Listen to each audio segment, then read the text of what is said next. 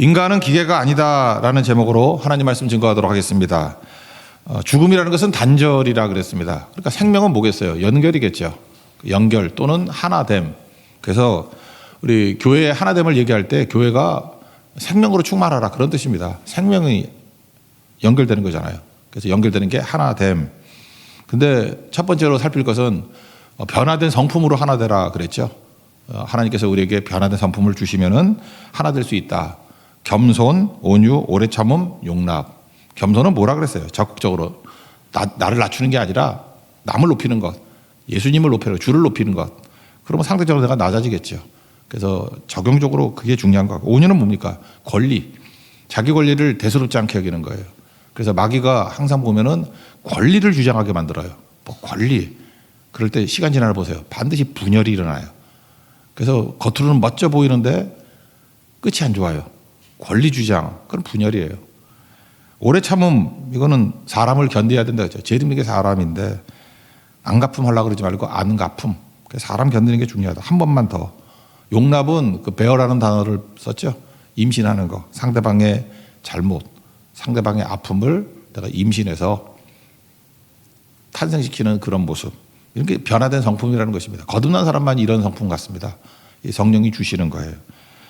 그 다음에 설명하는 게 뭐냐면 이제 하나님을 믿는 믿음 안에서 하나가 되는 것을 말해주고 있는데 7가지가 나오는데 저는 이렇게 생각합니다. 이게 그냥 쭉 읽어 나가도 되는데 그냥 읽어서 해석이 잘 안 되는 부분들은 좀 설명을 해야 된다고 생각을 해요. 7가지 중에 오늘은 3가지를 보겠어요. 몸이 하나, 성령이 하나, 소망이 하나. 이게 도대체 무슨 뜻인가? 그리고 다음 시간에는 나머지 4개를 살피겠습니다. 첫 번째, 하나님으로 인해서 하나됨인데 첫째, 몸이 하나 된다. 이거는 유기체인 몸, 유기체라는 단어가 들어가면 정확히 이해할 수 있다고 생각을 합니다. 일단 4절을 보면 몸이 하나요 그랬죠. 유기체인 몸, 그런 뜻입니다. 인간과 기계의 차이점이 무엇입니까? 인간은 기계처럼 고장이 나면은 부품만 교체하면 온전해지는 게 아닙니다. 유기체라는 게 뭐예요? 다 연결돼 있다라는 거죠. 이게 성도들이 종종 이렇게 건강을 잃게 될 때 보면은 간이 고장이 나면은 신장도 고장이 나더라고. 간이 고장난 걸 놔두면 간만 나빠지는 게 아니고 이렇게 연결이 되는 것 같아요. 뇌가 고장이 나면은 하반신이 마비되고 뭐 이렇게 다 연결되어 있다는 것입니다. 그래서 병남을 알죠. 몸은 기계가 아니고 유기체라는 거. 싹 다 연결되어 있다라는 것입니다. 그래서 사실은 뭐 암 치유가 힘들다는 이유가 뭐예요? 뭐 그거 하나만 잘라내버리면 끝나는 게 같지만 아니라고요. 파손된 부분만 교체해버리면 되는 게 아니고 다 연결돼 있어가지고 그게 힘든 거 아니에요. 연결돼 있어가지고. 그러니까 유기체다 그런 겁니다. 그러니까 우리 교회가 몸이다 그럴 때는 유기체다.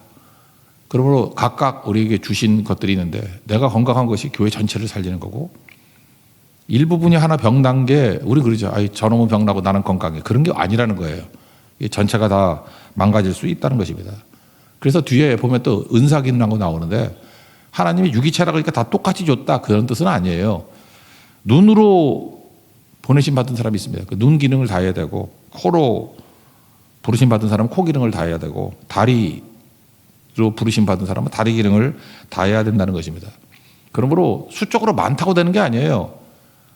그 자기 기능 발휘해야 돼요. 만약에 팔이 4개라 그러면 그거를 훌륭하다 그러지 않고 괴물이다 그러죠. 팔은 2개만 있어야 되고 또 없어도 안 되죠. 눈의 기능을 상실한 것을 실명이라 그러고 귀가 망가진 것을 난청이라 그러고 그러잖아요. 그러니까 전체를 위해서 내가 건강해지는 거, 내 부분이 건강해지는 거. 그러니까 하나님께서는 필요한 만큼 우리에게 주셨다는 것입니다. 그러니까 남의 거 쳐다볼 필요도 없어요. 은혜가 뭡니까? 하나님이 내게 주신 거. 은혜로 주신 땅을 뭐라 그래요? 그게 나할라, 기업. 그래서 은혜, 기업 다 똑같은 얘기라고요. 하나님 주신 거. 그거를 건강하게 유지하는 것이 전체를 유지하는 길이다라는 것입니다. 그러면 중요한 게 뭐냐면 하나님께서 우리에게 각각 주신 것들을 전체적인 몸 전체를 위해서 명령에 순종해야 된다고요. 근데 순종 안 할 때가 있죠. 뭐 그럴 수 있나? 손이 손 따로 놀고 다리가 다리 따로 노는 거.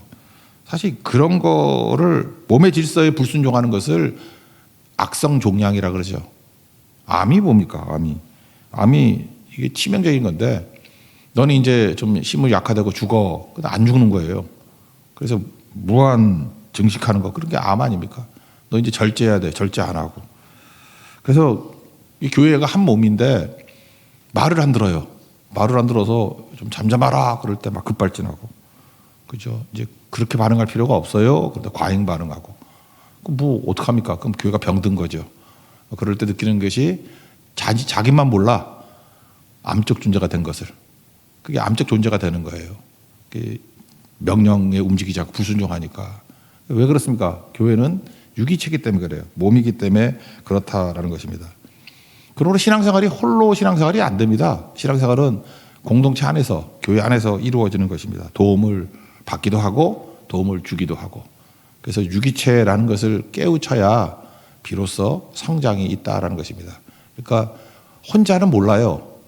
몸 전체에서 내가 건강한 기능을 발휘하느냐, 그럴 때 그게 진짜 건강이라는 것입니다. 그러므로 여러분, 하나님께서 이렇게 주신 것들을 가지고, 몸의 일부분이라는 생각을 가지고 건강하십시오. 강하고 담대하십시오. 그게 몸이 하나다. 그래서 몸 그럴 때는 유기체, 기계가 아니다. 유기체다. 그걸 기억하는 종들 되기를 바랍니다. 두 번째, 성령이 하나다. 그럴 때 우리 몸이 있으면 또 영이 있잖아요. 영. 그죠? 마른 뼈 비유에도 나오잖아요. 마른 뼈. 그 몸이 붙어 있는데 몸은 됐지만 거기에 영이 들어갔을 때, 말씀으로는 몸이 됐지만 영이 들어갔을 때 하나님의 군대가 되죠. 생명이 되잖아요. 리빙 소울. 그러니까 영과 몸을 하나 되게 만드는 것이 성령이라는 것입니다. 성령. 성령이 없으면은 뭐라 그러죠? 몸 따로 머리 따로, 그 뭐 정신분열 그러지 않나? 정신병 그러지 않나? 그죠? 이 정신하고 몸하고 일치되게 만드는 거, 영과 몸이 일치되게 만드는 것이 성령이다. 그래서 한 성령, 그런 뜻입니다. 그러니까 뒤에 나오는데 에베소 5장 17, 18절을 보니까 술 취하지 말라, 방탕한 거다, 오직 성령의 충만을 받으라. 그러니까 성령의 지배를 받아야 되는 거지 세상의 지배를 받으면 안 된다는 거죠. 우리는 다 지배받고 살아갑니다. 그러니까 성령 지배를 받아야 영과 몸이 일치가 돼서 그 영이 명령하는 대로 몸이 움직인다라는 거예요. 그게 중요하다는 거죠. 그래서 교회의 출발을 오순절 성령 강림으로 시작하잖아요. 그때가 교회다. 물론 그 전에 광야도 광야교회라고 얘기를 하지만 진정한 신약교회의 출발점은 오순절 성령 강림부터 시작된다는 것입니다. 그 이전까지는 제자들이 아무리 봐도 다 개체였어요.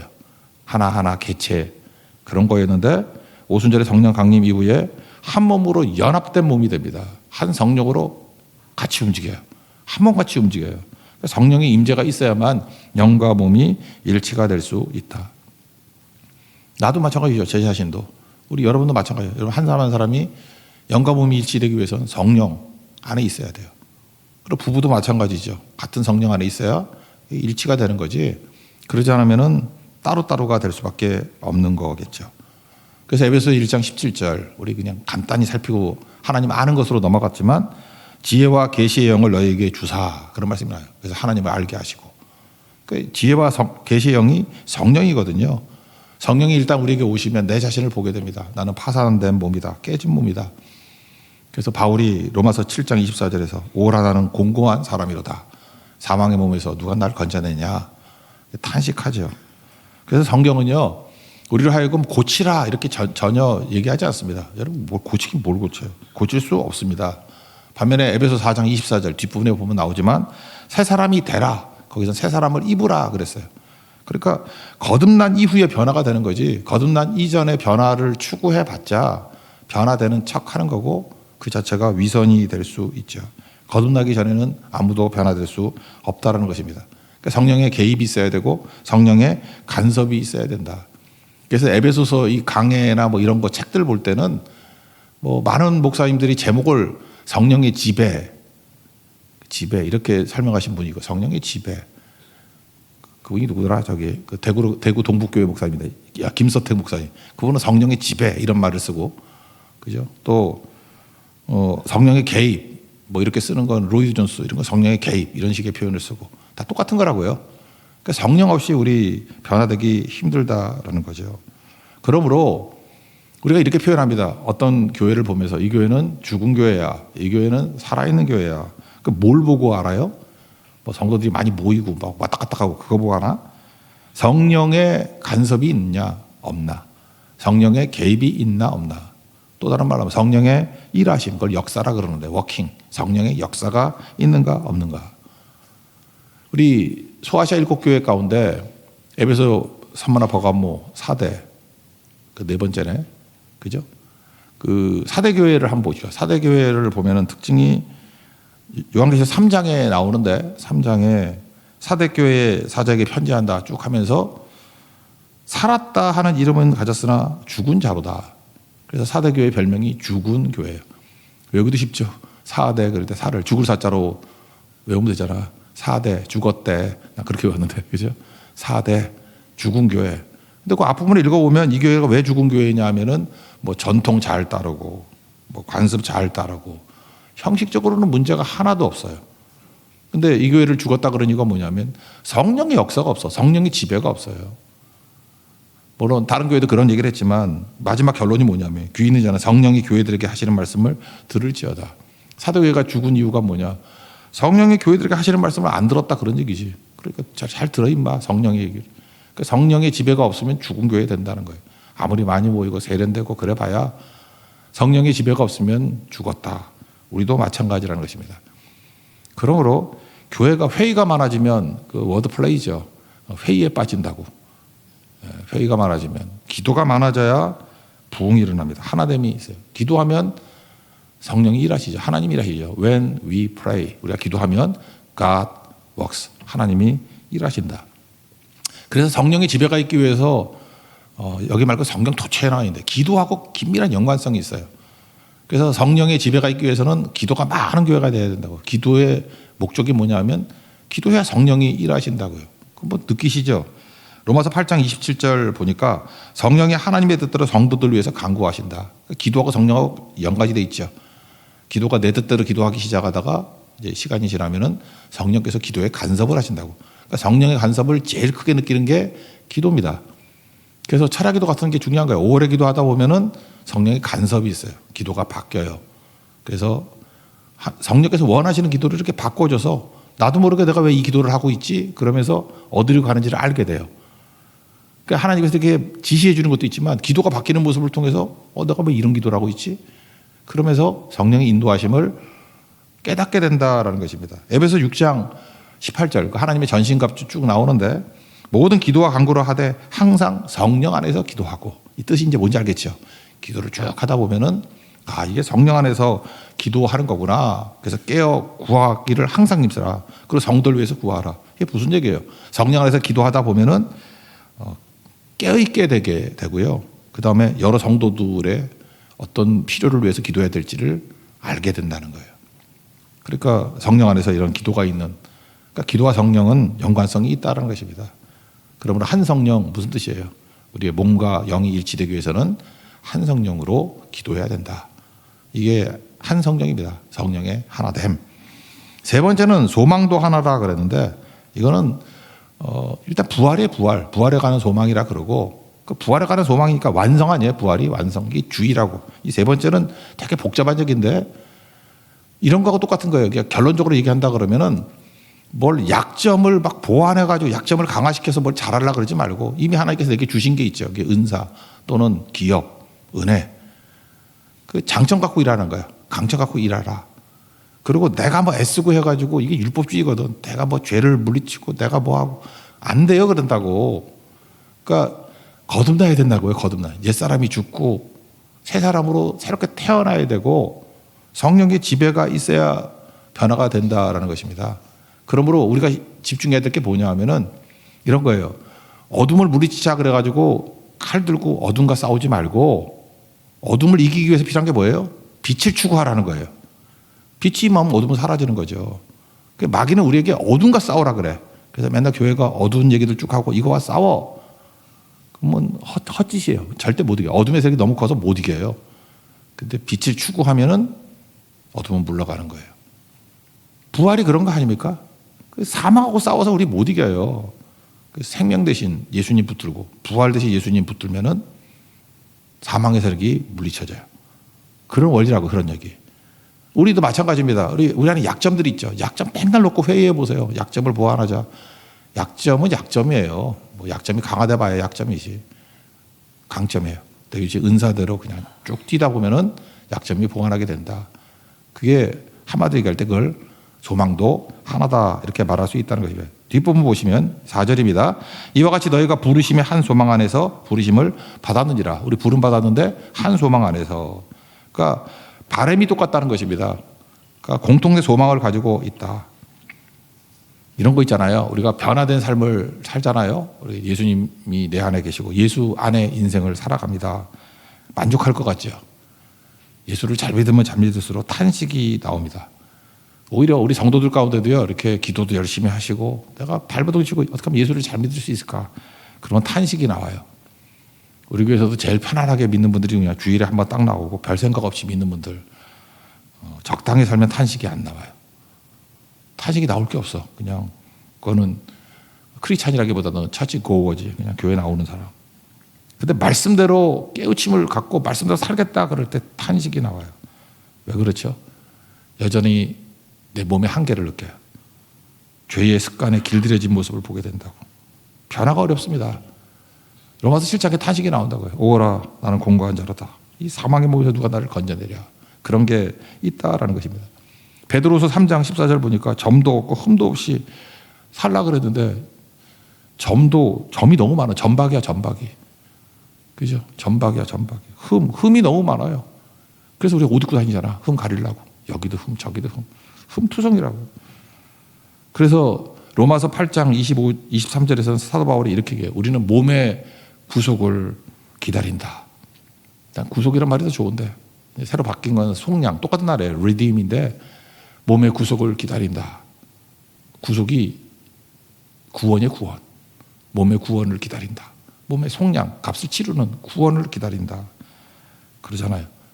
그러면서 뭐라고 해요? 그 다음 절에 소망으로 구원을 얻었는데 보이는 소망은 소망이 아니고 보는 것을 누가 바라냐?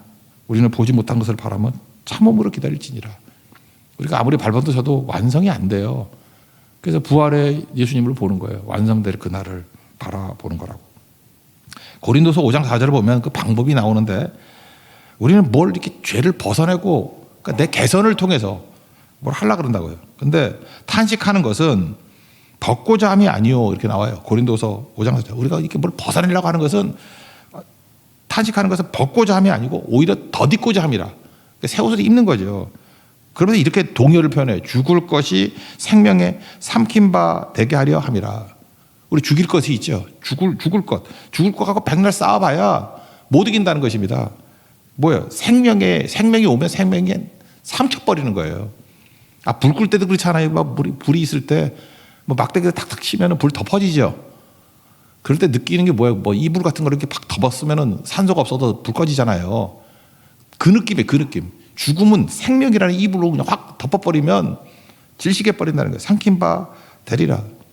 똑같은 원리죠. 어디 성품 변화도 겸손 그럴 때 마귀는 우리를 그렇게 얘기해. 너 낮아져야 돼. 너 낮아져야 돼. 너 나쁜 놈이야. 그 인정해야 돼. 계속 그래봐요. 나중에 그 절망에 빠져버리지. 낮아져봐야 우리 얼마나 낮아. 그 유교적인 겸손이죠. 그 겸양 그러자. 겸양.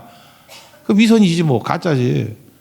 그런 거 아니에요? 우리 맨날 그러잖아. 상다리가 부러지게 차려놓고 난 다음에 차린 건 없지만 이게 차린 거 없으면 우린 거지냐? 그런 걸 유교적인 겸양 그러자. 겸양. 그런 거 아니거든요. 우리 진짜 없어요. 진짜 파산된 상태라고. 근데 그거 나 갖고 하면 그 도 닦는 거예요. 맨날 도 닦는 거. 산에 올라가서 뭐 도 닦아야지. 겸손이 도 닦는 게 아니고 그냥 나는 잊어버리고 남을 높이라고요. 나는 잊어버리고 나는 주만 높이리. 계속 그거 해보라고요. 이게 생명이거든요. 생명이 삼키는 거거든. 남을 높이고 특별히 예수님 높이고 주만 높이리. 그러면은 상대적으로 내가 낮아지잖아요. 그게 겸손이에요. 똑같은 접근이죠. 어둠을 이기기 위해서 어둠과 칼질하지 말고 그냥 저기 빛이 되는 거예요. 빛을 반사시키는 그 어둠을 이기는 거고.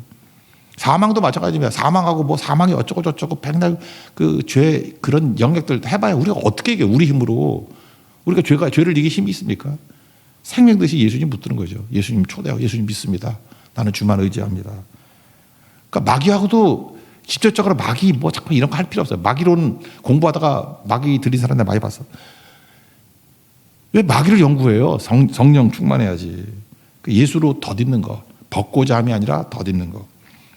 이거 우리 크리스찬들에게 있어도 큰 그 접근의 방식의 변화를 나타낸다고요. 한 소망 안에 있는 사람들은 아까 얘기했잖아요. 내가 약점을 보완한다 이렇게 접근하지 않고 내게 주신 은사, 장점 그거를 최대한 발휘하리라. 그죠? 아니, 그러니까 예를 들어서 율동도 마찬가지예요. 율동도 이렇게 잘하는 사람은 그냥 자기 율동 은사 있으면 계속 하면 돼. 근데 몸치들한테 훈련시켜가지고 너 몸치니까 잘 되는 걸 보여주겠어요. 그럼 망한다는 거예요. 그 사람도 잘하는 게 있을 거라고. 뭐 노래를 잘하든지 뭐 딴 걸 잘하는 거. 그러니까 이 접근의 방식이라고요. 그러니까 생명의 초점을 둬라. 은혜의 초점을 둬라. 강점의 초점을 둬라. 부활의 예수님께 초점을 둬라. 이게 한 소망의 소망. 그 소망이 충만할 때는 약점 갖고 다투지 않습니다. 약점을 무시하는 게 아니에요. 그러니까 벗어버리는 것으로 나는 변화되지 않고 덧입는 것으로 변화가 된다는 걸 믿는 거예요. 그게 한 소망이라고. 여러분의 방향에 큰 전환이 있는 하나님의 거룩한 종 되기를 축원합니다. 그래서 오늘 뭐 7개 다 하려고 그러면 이거 설명 반도 못할 것 같아서 뭔지 모를 것 같아서 여기까지 했고, 잊지 마십시오. 정리를 한번 한다 그러면 유기체입니다. 유기체인 몸. 몸이 하나예요. 유기체다. 그죠? 유기체다. 성령도 하나예요. 성령만이 몸과 영을 하나 되게 만들 수 있다. 아니면 분리된다는 거예요. 이거 뭐 정신분열 뭐 이상한 사람들. 소망도 하나라는 건 뭐냐면 덧입어야 된다는 거예요. 내가 뭐 약점을 벗어버리는 게 아니라 생명으로 덧입어버리는 거예요. 그러므로 몸의 구속을 바라는 거예요. 완성을 바라는 거라고. 여기서 나오는 게 뭐죠? 안식이라고 똑같은 거죠. 주님께 맡기면 완성시켜 주신다. 똑같은 겁니다. 부활. 그래서 부활의 기념이 주일 아니에요. 주일. 맡기면 완성해 주신다. 여러분 한 소망 가지고 예수님으로 덧입을 수 있는 하나님의 거룩한 종 되기를 축원합니다. 자리에서 일어나겠습니다. 빈 그릇 찬양하겠습니다.